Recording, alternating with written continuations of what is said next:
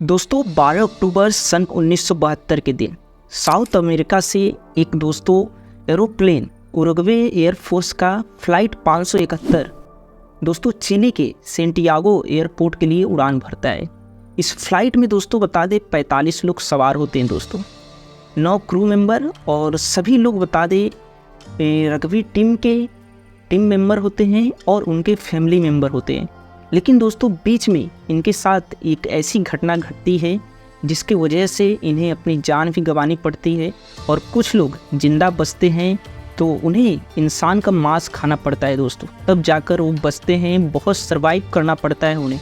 इस सर्वाइव को दोस्तों पूरे डिटेल में आज हम समझने वाले हैं और यह इतिहास का घटना सबसे रूह को कपा देने वाली घटना क्यों मानी जाती है दोस्तों, आज की इस डॉक्यूमेंट्री वीडियो में हम जानने वाले हैं। तो आइए स्टार्ट करते हैं आज की इस वीडियो को। An old transport plane crashed in the Andes Mountains. 45 persons were aboard, given up for dead. Survival fascinates people. All of the passengers were given up for dead. It became known as the miracle of the Andes. दोस्तों बता दें, पहले ही हमने शुरुआत में आपको बताया 12 अक्टूबर 1972 के दिन एक उरुग्वे एयरफोर्स का एरोप्लेन फ्लाइट 571 उड़ान भरता है दोस्तों साउथ अमेरिका से, और ये चिली के सेंटियागो एयरपोर्ट पे उतरने वाला था। और ये दोस्तों था यात्रा लगभग 3 घंटे का होने वाला था। लेकिन बीच में मौसम की खराबी आ जाने के कारण दोस्तों आप सभी लोगों को बता दें अर्जेंटीना के मेंडोजा एयरपोर्ट पे ही इसे उतरना पड़ता है, क्योंकि विजिबिलिटी इतनी साफ़ नहीं थी कि एरोप्लेन को पायलट चला पाए। लेकिन दोस्तों ये तो अभी शुरुआत की चीज़ें थी, लेकिन बाद में जो इनके साथ होता है दोस्तों वो दिल दहला देने वाली घटना होती है इनके साथ। बता दें, जब भी अर्जेंटीना के मेंडोजा एयरपोर्ट से उड़ान भरते हैं सुबह, रात तो वहीं पे वो बिताते हैं 12 अक्टूबर के दिन दोस्तों। लेकिन जब सुबह होता है 13 अक्टूबर 1972 का दिन दोस्तों, तो प्लेन उड़ने के लिए तैयार रहता है। लेकिन दोस्तों बता दें मौसम वैसा ही रहता है, मौसम साफ नहीं होता है। और इस चीज़ को देखकर पायलट भी थोड़ा बहुत घबरा रहे थे, लेकिन पायलट को उसका अनुभव था। इस रूट पर बता दें पायलट ने लगभग 29 बार उड़ान भर रखा था, इसलिए अनुभव को देखते हुए उसने सोचा कि हम प्लेन को अपने डेस्टिनेशन तक सही सलामत पहुंचा देंगे, लैंड करा देंगे। लेकिन दोस्तों उस दिन उनके साथ बहुत ही भयानक घटना होती है। जैसे ही ये प्लेन उड़ान भरता है दोस्तों, और बता दें मेंडोजा एयरपोर्ट से चिली की राजधानी सेंटियागो एयरपोर्ट की जो दूरी थी लगभग 1 घंटे की थी दोस्तों, मतलब 1 घंटे में ये अपने डेस्टिनेशन पे पहुंच जाते। लेकिन बीच में दोस्तों जो इनके बीच में पड़ता है ना, आपको बता दें दुनिया की सबसे बड़ी पर्वत श्रृंखला माला, अगर लंबाई के हिसाब से देखें कोई भी पर्वत लंबाई के हिसाब से विश्व में बड़ा है दोस्तों, तो एंडीज पर्वतमाला श्रृंखला दोस्तों ये चिली के बीच में पड़ता है और अर्जेंटीना के दोस्तों। और इसी को पार कर इस प्लेन को चिली की राजधानी दोस्तों सेंटियागो एयरपोर्ट पे इसे उतरना था। लेकिन अब जैसा कि दोस्तों शुरुआत में ही मैंने आपको बताया कि मौसम की खराबी होने के चलते जो पायलट होते हैं उन्हें सही से विजिबिलिटी नहीं मिल रही थी। हालांकि जो प्लेन था दोस्तों 18,000 फीट की ऊंचाई पर उड़ान भर रहा था। और धीरे धीरे समय बीतता है दोस्तों, और शुरुआत में 2:18 पर ये प्लेन उड़ान भरा था और 1 घंटे बाद इसे अपने डेस्टिनेशन तक पहुंच जाना चाहिए था। लेकिन जैसे ही 1 घंटे बीतते हैं तो मौसम ख़राब ही होता है और जो पायलट होता है उसे सही से विजिबिलिटी नहीं दिख पाती है, और वो अंदाज़ा लगा लेता है कि हम लोग लगभग सेंटियागो एयरपोर्ट के आसपास पहुंच चुके हैं। इसलिए वो एयर ट्रैफिक कंट्रोल से बात करते हैं, और वहाँ पे जब बात करते हैं एटीसी से दोस्तों, तो उनसे लैंडिंग की अनुमति मांगते हैं। तो एयर ट्रैफिक कंट्रोल उनसे पूछता है क्या आपने एडीज पर्वत श्रृंखला को पार कर लिया है। हालांकि पायलट को कंफर्म दोस्तों पता नहीं होता है कि वो पर्वत को पार कर चुके हैं कि नहीं, लेकिन वो बोल देते हैं हाँ। लेकिन दोस्तों बता दें आपको, अगर 2 से 4 मिनट और रुकता प्लेन 18,000 की ऊंचाई पर ही फीट पर ऊंचाई पर ही क्या करता, यात्रा करता, उड़ता दोस्तों, तो वो 1 से 4 मिनट के बीच में वो पार कर जाता है एडीज पर्वतमाला। लेकिन ऐसा नहीं होता है। और जैसे ही ATC लैंडिंग के लिए उन्हें ऊंचाई कहता है 11,500 फीट की करो, तो प्लेन धीरे धीरे नीचे पायलट करने लगते हैं। और जैसा कि मैंने बताया कि अभी मौसम उतना खास नहीं था, विजिबिलिटी सही से पायलट को दिख ही नहीं पा रहा था कि अभी लैंड कर पाया है कि नहीं, सॉरी प्लेन्स अभी एडिज पर्वतमाला को पार कर चुका है कि नहीं दोस्तों। सोच लीजिए अभी पूरा पार नहीं कर सका था अभी एरोप्लेन दोस्तों। तो इससे पता लग रहा था कि अभी 1 से 4 मिनट और अगर प्लेन उड़ता तो प्लेन क्या करता दोस्तों, एडिज पर्वतमाला को पार कर सकता था। लेकिन ऐसा नहीं हुआ। और लैंडिंग के लिए जैसे ही पायलट ने विमान की ऊंचाई कम की दोस्तों, सामने जैसे ही उन्हें दिखा बड़ी बड़ी चट्टानें दोस्तों, एडिज पर्वतमालाएं दिखी। क्योंकि ऊंचाई पे कुछ भी पायलट को दिख नहीं रहा था, वो भी दिशा से भटक चुके थे। इसलिए 1 घंटा होने के कारण वो सोचते हैं कि अब हम सेंटियागो एयरपोर्ट तक पहुंच चुके हैं, लेकिन ऐसा नहीं हुआ था। और वो धीरे धीरे दोस्तों वो नीचे की तरफ आते हैं, और जैसे ही वो पास आते हैं चट्टान के, तो उन्हें दिखाई देता है एक भारी विशाल चट्टान बहुत सारा सामने है प्लेन के। और कुछ ही सेकंड बाकी थे दोस्तों, अगर वो प्लेन को ऊपर की तरफ नहीं ले जाते तो प्लेन क्रैश कर जाता। उनके पास कुछ ही सेकंड होते हैं, लेकिन वो पूरी कोशिश करते हैं, पायलट पूरी कोशिश करता है कि हम विमान को ऊपर की तरफ वापस टेक ऑफ करें, लेकिन इतना समय नहीं होता है दोस्तों। हालांकि पहले वाला भाग विमान का आगे का हिस्सा वो ऊपर की तरफ तो चला जाता है, लेकिन पिछला विंग जो होता है ना दोस्तों प्लेन का, वो जाकर लड़ जाता है उससे, चट्टान से दोस्तों। और जैसा कि मैंने शुरुआत में ही आपको बताया, और जैसे ही यह हादसा होता है दोस्तों, जो प्लेन का विंग होता है दोनों तरफ, वो दोनों टूट जाता है कुछ ही सेकंड बाद दोस्तों। और 350 किमी प्रति घंटा की रफ्तार से बर्फ़ की चट्टान पर यह प्लेन घिसटते हुए कुछ दूरी तक जाता है। इससे आप अनुमान लगा सकते हैं दोस्तों कि कितना बड़ा भीषण हादसा था। अभी तो दोस्तों ये ट्रेलर सिर्फ था, क्योंकि इसमें 45 लोग सवार होते हैं, और एग्जैक्ट दोस्तों तुरंत हादसे के बाद 12 लोगों की मौत हो जाती है, और बचते हैं दोस्तों उसमें बता दें 33 लोग। प्लेन में 33 लोग, लेकिन इसमें भी कई लोग बहुत ज़्यादा इंजर्ड थे दोस्तों।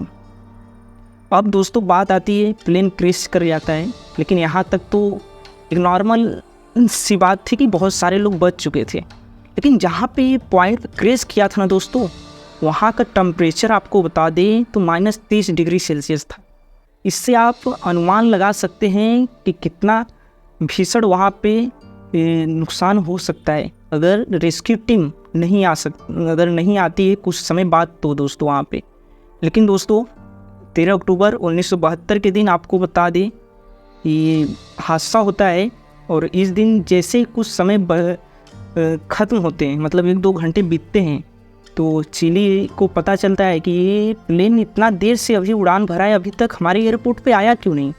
तो उन्हें लगा कि ऐसी कुछ बातें हुई होंगी, तो उन्होंने दोस्तों उरुग्वे की सरकार और चिली की सरकार ने तुरंत रेस्क्यू ऑपरेशन चलाया, और लगभग 4 विमान जहाज़ रेस्क्यू के लिए भेजा, लेकिन उन्हें कुछ नहीं मिला दोस्तों। 13 अक्टूबर के दिन क्योंकि रात होने वाला था, तो उन्हें कुछ नहीं मिलता है।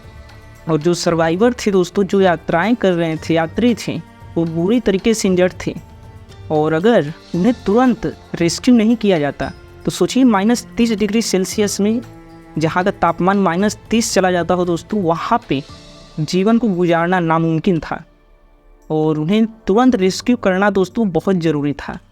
तो इस चीज़ को मद्देनज़र रखते हुए दोस्तों वो गुहार लगाते हैं, लेकिन हेलीकॉप्टर उनके ऊपर से गुजर जा रहे थे, लेकिन उनकी बात को लोग नहीं सुन पा रहे थे, क्योंकि दोस्तों आपको बता दें जो प्लेन का रंग था वाइट था, और वो इतने छोटे छोटे थे कि ऊपर से दिख नहीं पा रहे थे।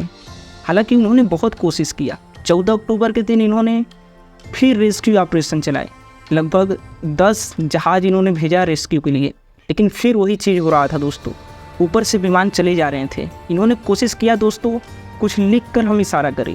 जो यात्री थे उन्होंने लिपस्टिक से लिखना चाहा, लेकिन लिपस्टिक उनके पास उतना था नहीं, तो उन्होंने बैग से क्रॉस बनाया, बैग से शायद क्रॉस बनाए, तो ऊपर से जब जहाज आए तो इन्हें देखकर हमें रेस्क्यू कर ले, लेकिन ये भी नहीं होता है दोस्त। समय आता है दोस्तों 16 अक्टूबर। 16 अक्टूबर के दिन भी बता दें दोस्तों यही चीज़ होता है, और हर दिन ऐसे ही टीम आती है, रेस्क्यू करती है, धीरे धीरे करती जाती है, और ऐसे ऐसे दोस्तों 8 दिन हो जाते हैं और इनका कुछ था पता नहीं चलता है, रेस्क्यू टीम को इनका कुछ पता नहीं चलता है। तो उन्होंने क्या किया दोस्तों, ये अनाउंसमेंट कर दिया कि हम ये रेस्क्यू ऑपरेशन को अब ख़त्म कर रहे हैं। और दोस्तों आपको बता दें, पहले ही रात मतलब 13 अक्टूबर को ये हादसा हुआ था और 14 अक्टूबर को ही 5 लोगों की मृत्यु हो चुकी थी। अब दोस्तों सिर्फ 28 लोग बचे हुए थे और रेस्क्यू ऑपरेशन आ रहे थे, लेकिन वो चले जा रहे थे। और इसे पता चलता है कि दोस्तों आपको पहले ही मैंने बता दिया कि 8 दिन बाद इसे बंद कर दिया जाता है। और इस बात की खबर दोस्तों इन यात्रियों को एरोप्लेन में पड़े एक रेडियो से पता चलता है। जब उस रेडियो को वो लोग बड़े से एंटीना से चालू करते हैं दोस्तों, तब उन्हें पता चलता है कि रेडियो में समाचार सुनाई देता है कि जो रेस्क्यू ऑपरेशन इनके लिए चलाए जा रहे थे दोस्तों, वो बंद कर दिए गए। अब दोस्तों इनके लिए सबसे बड़ी दिल को टूटने वाली खबर आती है कि अब ये तो हिम्मत कर रहे थे कि हम बचेंगे, एक दिन हमें बचाने लोग आएंगे, लेकिन अंदर से तो दिल दोस्तों टूट जाएगा ना कि जब खबर मिले कि हम लोगों को अब बचाने कोई नहीं आ रहा है और जहाँ कोसों दूर दोस्तों कोई ना हो, सिर्फ बर्फ ही बर्फ हो। Feeling that the world is alive and they consider you. और दोस्तों बता दें धीरे धीरे समय बीतता है और 16वें दिन दोस्तों 29 अक्टूबर 16वें दिन को बता दें एक ऐसा उनके साथ और बड़ी घटना घटती है। 16 दिन वो सरवाइव करते हैं, जितने लोग बचे होते हैं दोस्तों 28 लोग। तो 16वें दिन क्या होता है दोस्तों, 29 अक्टूबर 16वें दिन 1972 को एक घटना घटती है दोस्तों इनके साथ कि जो बर्फ़ होते हैं, बर्फ़ का जो तूफ़ान होता है वो अचानक आता है और ये लोग जो प्लेन के अंदर रह रहे थे टूटे फूटे, उसे वो दोस्तों हवा में बहा कर लेके चला जाता है कुछ दूरी तक। आप सोच सकते हैं जो बना कर रह रहे थे उसमें इतनी ठंड में, क्योंकि जो सीट होते हैं दोस्तों उस रुई को वो लोग एक चद्दर के तौर पे इस्तेमाल कर रहे थे ठंडी से बचने के लिए दोस्तों। और बैग को दोस्तों दीवार के तौर पे बैग से उन्होंने प्लेन को चारों तरफ से घेरा हुआ था, जो लगेज होते थे दोस्तों। तो उसमें से दोस्तों उस दिन जो ये तूफ़ान आता है बर्फ़ का, इसमें भी कई लोग मारे जाते हैं।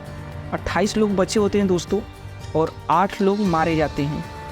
अब लोग दोस्तों बता दें बचते हैं 20 लोग और इसमें से दोस्तों 3 लोग इसमें से बता दें 20 लोगों में से स्ट्रांग व्यक्ति होते हैं, पराडो, कनेसा और दोस्तों विजिटेन। ये 3 लोग सबसे फुर्तीले व्यक्ति होते हैं, स्ट्रांग होते हैं। और इसी में से एक की बहन होती है दोस्तों, पराडो की एक बहन होती है जो बुरी तरीके से घायल रहती है, उनकी भी मृत्यु हो जाती है एग्जैक्ट दोस्तों बता दें।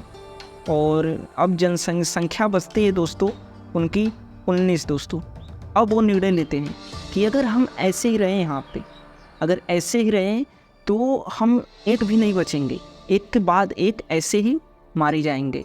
तो उन्होंने दोस्तों निर्णय लिया, जो 3 लोगों का मैंने नाम लिया दोस्तों, पराडो और कनेसा और दोस्तों विजेंट, ये तीनों लोग निर्णय लेते हैं क्योंकि स्ट्रांग ये सबसे होते हैं दोस्तों।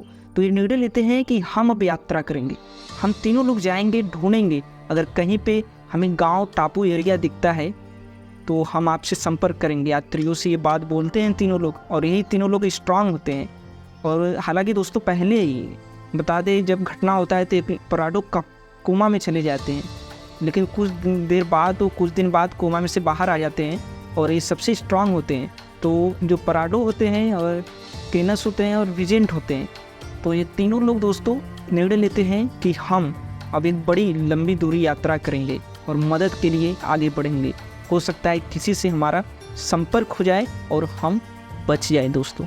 और जब दोस्तों यह घटना होता है उसके 33 दिन बाद 15 नवंबर के दिन ये चलना स्टार्ट करते हैं पश्चिम की ओर, क्योंकि पायलट को बात करते हुए इन्होंने सुना था दोस्तों पश्चिम की दिशा, तो पश्चिम की ओर ये बढ़ते हैं। लेकिन ये सबसे गलत डिसीजन था दोस्तों, क्योंकि पायलट को भी नहीं पता था कि हम किस दिशा में जा रहे हैं, लेकिन वह उसी दिशा में पराडो और केनस और विजेंट तीनों लोग जाते हैं। लेकिन कुछ दिनों तक वो भी ऐसे ही यात्राएं करते हैं और लगभग तीसरे दिन बता दें दोस्तों वो पहुंचते हैं, जो विंग का पिछला हिस्सा टूटा था दोस्तों वहाँ पहुँचते हैं। तो उन्हें खाने के लिए बहुत वस्तुएं मिलती हैं, बता दें बहुत सारी चीज़ें वहाँ पे रहती हैं, चॉकलेट से लेकर खाने की चीज़ें। लेकिन इनका दोस्तों खाना जो है ना अब धीरे धीरे ख़त्म हो रहा था, क्योंकि वहाँ पे भी जो 16 लोग थे उनका भी खाना एकदम ख़त्म हो चुका था। तो यहाँ तक कि दोस्तों बता दें वो अपने ही फैमिली मेम्बर का मांस खाने पे मजबूर हो गए। और जो साथ में 3 लोग दोस्तों यात्रा करते हैं ना, वो लोग भी अपने लोगों का मांस लेकर साथ में आ रहे थे, यात्रा कर रहे थे, लोगों उसको ढूंढ रहे थे कि किसी से हमें मदद मिल जाए। सोच सकते हैं आप दोस्तों, कल्पना कर सकते हैं कि जो इतिहास में कभी नहीं हुआ था कि लोगों का मांस भी हमें इंसान का खाना पड़ सकता है। क्योंकि दोस्तों कोई अब उनके पास चारा ही नहीं था कि किस तरीके से वो बचे, इसलिए वो इंसान का मांस खाने पे मजबूर हो गए। अब दोस्तों वो धीरे धीरे तो यात्राएं करते हैं और जब विंग के पास पहुंचते हैं तो वहाँ पे उन्हें खाने के लिए बहुत सारी चीज़ें मिलती हैं। लेकिन 3 लोग होते हैं जो यात्रा करते हैं, विजेंट जो होते हैं ना दोस्तों, जैसे वो आगे की तरफ यात्रा करते हैं, कुछ दिन और बीतते हैं तो उनका हिम्मत टूट जाता है। वो कहते हैं आगे कुछ दिख ही नहीं रहा है, हमें पहाड़ नज़र आ रहा है। तो वो क्या करते हैं दोस्तों, वापस जाने का निर्णय कर लेते हैं विजेंट जो होते हैं। और जो पोराडो होते हैं और केनस होते हैं वो निर्णय लेते हैं कि नहीं, हम हिम्मत नहीं है हारेंगे, हम ऐसे ही यात्रा करेंगे, जब मरना ही है हमें तो हम ऐसे ही मरेंगे, लेकिन कोशिश न करें, ये तो सबसे बुरी बात है। तो विजेंट वापस चले जाते हैं और ये लोग जिस दिशा में जा रहे थे ना दोस्तों, इन्हें पहाड़ चट्टानी बर्फीली मिल रही थी। और विजेंट को वापस जाने में दोस्तों क्रेस पॉइंट पे 1 घंटे सिर्फ लगते हैं, लेकिन इन्हें चढ़ने में वहाँ तक 3 दिन लगे थे। आप सोच सकते हैं कितनी ऊंचाई पर वो लोग चढ़े होंगे। लेकिन ये कोशिश करते हैं दोस्तों, और धीरे धीरे कोशिश करते करते लगभग 61 किलोमीटर तक ये यात्रा करते हैं दोस्तों। आप कल्पना कर सकते हैं दोस्तों, जहाँ पे जीना ही नामुमकिन है एक दिन भी। -30 डिग्री सेल्सियस पे दोस्तों ये लोग गद्दी के फटे हुए रुई से दोस्तों सूज बनाकर उससे यात्रा कर रहे थे। तो इससे आप कल्पना कर सकते हैं कि दोस्तों कितनी बड़ी चुनौतियों से लड़ रहे थे। और समय आता है दोस्तों, आपको बता दें 20 दिसंबर 1972 का दिन। दोस्तों इस दिन ये एक नदी के किनारे पहुंचते हैं और उन्हें कुछ संभावनाएं नज़र आती हैं कि अब यहाँ से हमें मदद मिल सकता है, क्योंकि वहाँ पे अब बिना बर्फीली पहाड़ियाँ दिख रही थी और कुछ गायें दिख रही थी। तो उस नदी के सहारे दोस्तों कुछ दूरी तक वो जाते हैं और वहाँ पे उन्हें एक व्यक्ति घुड़सवार मिलता है जो गांव के व्यक्ति रहने वाले थे दोस्तों। और उनसे वो संपर्क करना चाहते हैं, लेकिन वो वापस चले जाते हैं। मतलब नदी के पानी का इतना आवाज़ था दोस्तों ना, नदी के पानी का, कि आवाज़ सुना ही नहीं दे रहा था। तो जो विलेज व्यक्ति थे, गांव के व्यक्ति, उन्होंने कहा मैं वापस फिर आऊँगा टुमारो, वो बोलते हैं टुमारो, मैं वापस फिर आऊँगा। तो फिर वापस जब दूसरे दिन आते हैं दोस्तों 21 दिसंबर को, तो वो एक कापी और पेन लेकर आए रहते हैं। तो पेज को फाड़ कर फिर एक पत्थर में लपेट कर पेन और पेज को उस बगल फेंकते हैं नदी के उस पार। तो पोराडो उस पर लिखते हैं कि हम ऐसे ऐसे यहाँ पर फंसे हुए हैं, हमारे लोग यहाँ फंसे हुए हैं। तो इस घटना के बारे में वो व्यक्ति जानता था। और जो व्यक्ति था ना दोस्तों, गांव से 10-20 किलोमीटर की दूरी पे था। मतलब गांव से वो घुड़सवार कर यहाँ तक आया था। और वो जैसे इस बात की उससे पता चलती है, वो पूरा एक दिन दोस्तों जल्दी घुड़सवार कर जाता है आर्मी हेडक्वार्टर पे दोस्तों। और वहाँ पे इस बारे में वो बताता है कि ऐसी घटनाएं हुई हैं। तब दोस्तों वहाँ से चिली और उरुग्वे की जो सरकार होती है मदद उनके लिए भेजती है, और लगभग 3 से 4 जहाज़ उनके लिए भेजा जाता है, हेलीकॉप्टर दोस्तों उनको रेस्क्यू करने के लिए। और उनकी जान दोस्तों वास्तव में 70 दिन लगते हैं इन्हें रेस्क्यू करने में दोस्तों। सोचिए 70 दिन लग जाते हैं। और बता दें दोस्तों, इसी बीच में आपको कहेंगे कि आप 19 लोग बचे थे, तो 3 लोग कहाँ गए? तो 3 लोगों की भी मौत उसी वक्त हो गई थी दोस्तों। बीच में एक और तूफ़ानी लहर आया था, उसकी वजह से 3 लोगों की मौत हो जाती है। तो लास्ट में 16 लोग बचते हैं और 16 लोगों को दोस्तों रेस्क्यू कर लिया जाता है। और यह दोस्तों इतिहास में, विश्व में बहुत ही चौंकाने वाली घटना थी, क्योंकि अभी ऐसा नहीं हुआ था कि इतना कठिन परिस्थितियों में कोई व्यक्ति सर्वाइव कर जाए। इस स्टोरी से दोस्तों यही हमें सीखने को मिल रहा है कि परिस्थितियाँ चाहे जैसी हों, अगर हम निर्णय ठान ले तो किसी भी स्थिति से हम लड़कर आगे बढ़ सकते हैं। ऐसी वीडियो दोस्तों देखने के लिए चैनल पर नए हैं तो चैनल को सब्सक्राइब करना ना भूलिएगा। मिलते हैं अगले वीडियो में। ऐसे ही इनक्रेडिबल वीडियो आपको मिलती रहेंगी दोस्तों। धन्यवाद, थैंक यू।